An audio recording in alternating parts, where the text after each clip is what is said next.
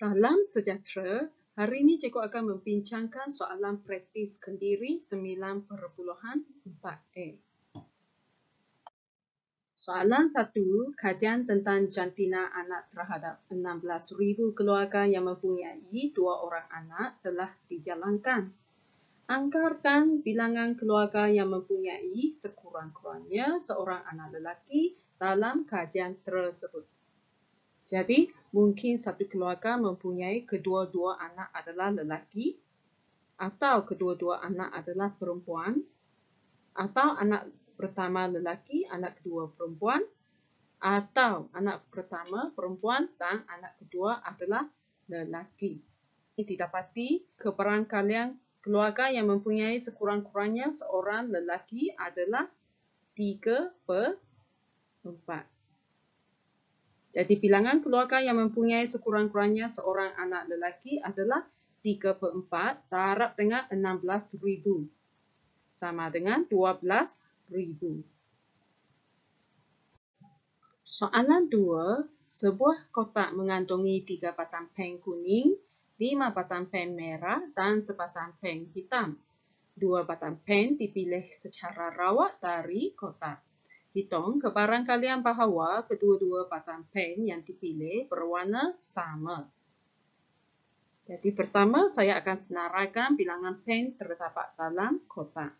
Di sini ada 3 batang pen kuning, 5 batang pen merah, sebatang pen hitam, dan jumlah pen adalah 9 batang. Jadi kebarangkalian kedua-dua batang pen yang dipilih berwarna sama adalah kebarangkalian pen pertama kuning dan pen kedua pun kuning, atau kebarangkalian pen pertama merah dan pen kedua pun merah. Jadi cikgu pernah sebut kalau keyword dia adalah dan, kamu perlu guna taraf, iaitu guna hukum pentarapan. Kalau keyword dia adalah atau, kamu letak tambah.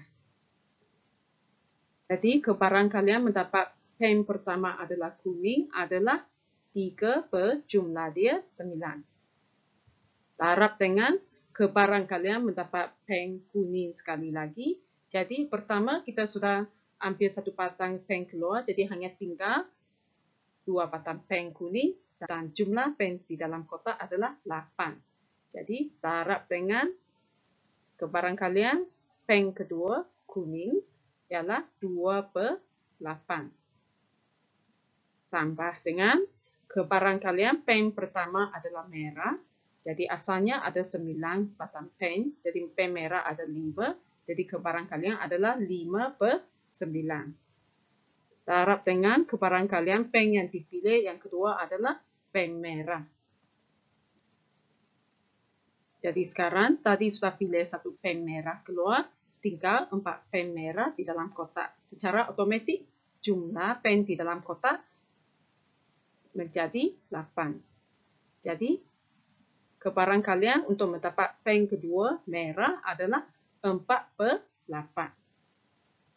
Kebarangkalian kedua-dua batang pen yang dipilih berwarna sama adalah 13/36. Soalan 3, Jonathan suka menyaksikan matahari terbenam di tepi pantai. Jonathan mempunyai 2 pilihan sama ada menginap di Pantai Jati atau Pantai Cengal selama 2 hari. Kebarangkalian hujan di Pantai Jati pada setiap petang ialah 19/25. Kebarangkalian hujan turun di Pantai Cengal pula bergantung pada hari sebelumnya. Jika hari sebelumnya tidak hujan, maka kebarangkalian hujan pada petang itu ialah 5/7. Jika hari sebelumnya hujan, maka kebarangkalian hujan pada petang itu ialah 2/5. Jika cuaca cerah di kedua-dua pantai pada hari sebelum Jonathan bertolak, pantai yang manakah patut dipilih oleh Jonathan supaya dia dapat menyaksikan matahari terbenam di tepi pantai pada kedua-dua petang? Berikan justifikasi anda. Jadi sekarang kita cari dulu kebarangkalian hujan tidak turun di Pantai Jati. Daripada soalan, kebarangkalian hujan di Pantai Jati ialah 19/25. Jadi kebarangkalian hujan tidak turun di Pantai Jati adalah 1 tolak dengan 19/25. Jadi sama dengan 6/25. Kebarangkalian hujan tidak turun di Pantai Jati 2 hari berturut-turut sama dengan 6/25 darab dengan 6/25. Sama dengan 0,0576. Kebarangkalian hujan tidak turun di Pantai Cengah adalah sama dengan 1 tolak 5/7, iaitu hari sebelumnya tidak hujan. Dan kebarangkalian hujan pada petang ialah 5/7. Jadi saya nak kebarangkalian hujan tidak turun di Pantai Cengah. Jadi 1 tolak 5/7. Jadi sama dengan 2/7. Mungkin ada pelajar akan tanya, cikgu kenapa tidak pakai 2/5? Jadi kita kena refer kepada soalan, cuaca cerah di kedua-dua pantai pada hari sebelum Jonathan bertolak.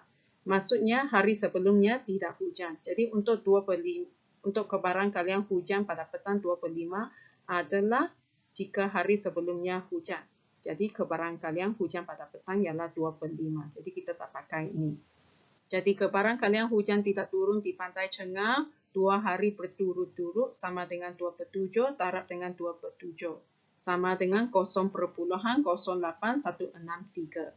Sekarang kita kena jawab pantai mana patut dipilih oleh Jonathan supaya dia dapat menyaksikan matahari terbenam di tepi pantai pada kedua-dua petang. Maksudnya tidak hujan. Kalau hujan, tidak dapat menyaksikan matahari terbenam. Kalau kita tengok kedua-dua kebarangkalian, iaitu kebarangkalian hujan tidak turun di Pantai Jati 2 hari berturut-turut dan kebarangkalian hujan tidak turun di Pantai Cengah 2 hari berturut-turut, didapati kebarangkalian tidak hujan di Pantai Cengah adalah lebih tinggi. Jadi kesimpulannya, pantai yang patut dipilih oleh Jonathan adalah Pantai Cengah. Kerana kebarangkalian hujan tidak turun 2 hari berturut-turut di Pantai Cengah adalah lebih tinggi. Soalan 4. Setiap pelanggan kedai naga yang berbelanja melebihi 200 akan diberi peluang memutar roda bertuah yang mempunyai 6 sektor yang sama. 2 daripada sektor roda bertuah ini berwarna merah dan yang lain berwarna kuning. Jika jarum putaran roda bertuah berhenti di sektor berwarna merah, pelanggan tersebut berpeluang memilih voucher tunai dari kotak A.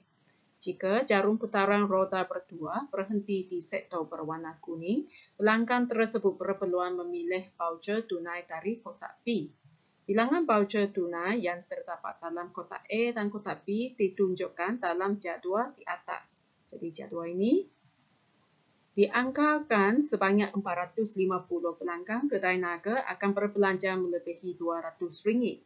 Hitung bilangan voucher tunai bernilai RM10 yang perlu disediakan oleh kedai naga.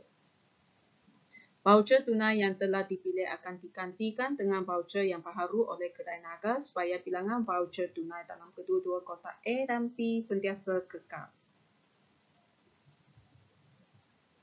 Jadi pertama, kita mencari kebarangkalian jarum putaran roda bertuah berhenti di sektor berwarna merah. Daripada putaran roda bertuah ini didapati ada 2 sektor merah dan jumlah sektor adalah 6. Jadi kebarangkalian jarum putaran roda bertuah berhenti di sektor berwarna merah adalah 2/6 bersamaan dengan 1/3. Bilangan pelanggan yang memilih voucher tunai dari kotak A ialah 1/3 darab 450. Jadi 450 diambil dari bahagian ini, iaitu dianggarkan sebanyak 450 pelanggan kedai naga akan berbelanja melebihi RM200. Bilangan pelanggan memilih voucher tunai dari kotak A ialah 150 pelanggan.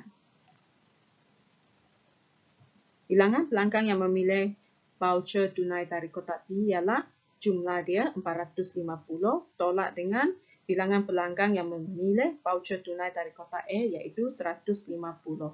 Jadi sama dengan 300 pelanggan. Jadi sekarang kita perlu menghitung bilangan voucher tunai bernilai RM10 yang perlu disediakan oleh kedai naga.